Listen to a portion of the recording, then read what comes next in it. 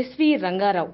ఆ గంభీరమైన స్వరం వింటే వెండితెర పులకిస్తుంది. స్వరమే కాదు, ప్రేక్షకులకు మళ్లీ మళ్లీ గుర్తొచ్చే రూపం ఆయనది. పౌరాణికం, జానపదం, చారిత్రకం, సాంఘికం, జోనర్ ఏదైనా, పాత్ర ఏదైనా ఎస్వీఆర్కి కొట్టిన పిండి. పాత్రలో పరకాయ ప్రవేశం చేయడం ఆయనలాగా మరెవరూ చేయరేమో. మాయల మరాఠిగా, ఘటోత్కచుడిగా, కీచకుడిగా అన్ని పాత్రలకు న్యాయం చేయడం ఆయనకే చెల్లింది. అంతర్జాతీయ స్థాయిలో అందరి మెప్పు పొంది తెలుగు వాళ్ళ గౌరవాన్ని పెంచిన ఎస్వీఆర్ శత జయంతి ఉత్సవాలు జరుపుకుంటున్న వేళ ఇది. డైలాగులు ఎవరు రాసినా వాటిని పలికే నటుడి స్వరంలో అవి ప్రేక్షకుల మదిలో చిరకాలం నిలిచిపోతాయి. సాహసం చేయరా డింబక, రాకుమారి దక్కునురా వంటి మాటలకు పెద్దాయన ప్రాణం పోశారు. దాదాపు 4.5 దశాబ్దాల పాటు సినీ సామ్రాజ్యాన్ని ఏలారాయన. 1918 జూలై 3న కృష్ణా జిల్లా నూజివీడులో ఎస్వీఆర్ జన్మించారు. మద్రాసులో తన నానమ్మ దగ్గర విద్యాభ్యాసం చేశారు. డిగ్రీ పూర్తి చేశాక ఫైర్ డిపార్ట్మెంట్లో ఉద్యోగం చేసినా ఎక్కువ కాలం అక్కడ ఇమడలేకపోయారు. నటుడిగా మారాలన్న కోరిక ఆయనలో బలీయంగా ఉండడంతో ఉద్యోగానికి రాజీనామా చేశారు. పాఠశాలలోని ఓ నాటకంలో రంగారావు వేసిన సహాయ మాంత్రికుడి వేషం అందరినీ మెప్పించింది. జీవితంలో నటుడిగా తొలి అడుగులు అప్పుడే పడ్డాయి. ఈ తరుణంలో బళ్ళారి రాఘవ ఎస్వీఆర్ని ప్రోత్సహించారు. అప్పటికి ఆయన వయసు 15 ఏళ్లే. తర్వాత కాలంలో కళాశాల స్థాయి నాటక పోటీల్లో ఎస్వీఆర్ అలరించారు. 1947లో వరూధినిలో ప్రవరాఖ్యుని పాత్ర వేశారు.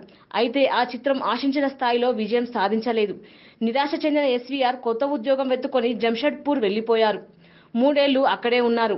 ఈలోపే మేనమామ కూతురు లీలావతితో వివాహమైంది. అయినా ఆయన సినిమాలపై ప్రేమను వదులుకోలేదు.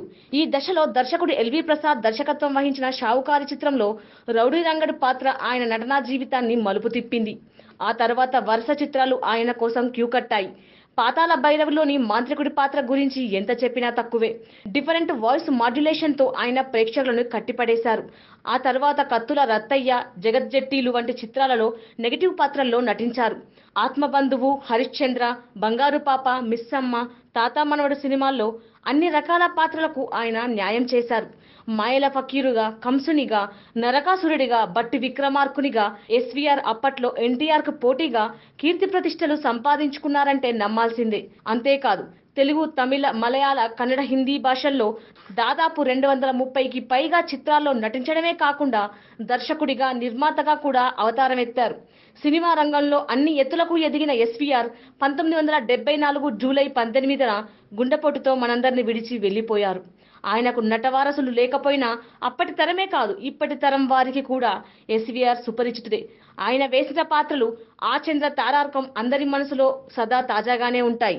కానీ చాలా మందిని కలిచివేస్తున్న విషయం ఏమిటి అంటే ఆయన ప్రతిభకు తగిన గుర్తింపు ప్రభుత్వం నుండి రాకపోవడం. తెలుగు సినిమాని ఉన్నత శిఖరాన నిలబెట్టిన ఈ మహానుభావుడికి ఒకే ఒక నంది ఇచ్చి చేతులు దులిపేసుకున్నారు. ఎవరు ఏమిచ్చినా ఇవ్వకపోయినా అభిమానుల దృష్టిలో ఆయన ఎల్లప్పుడూ చిరంజీవే. ఈ వీడియో మీకు నచ్చితే ఓ లైక్ కొట్టండి, మీ ఫ్రెండ్స్ కు షేర్ చేయండి.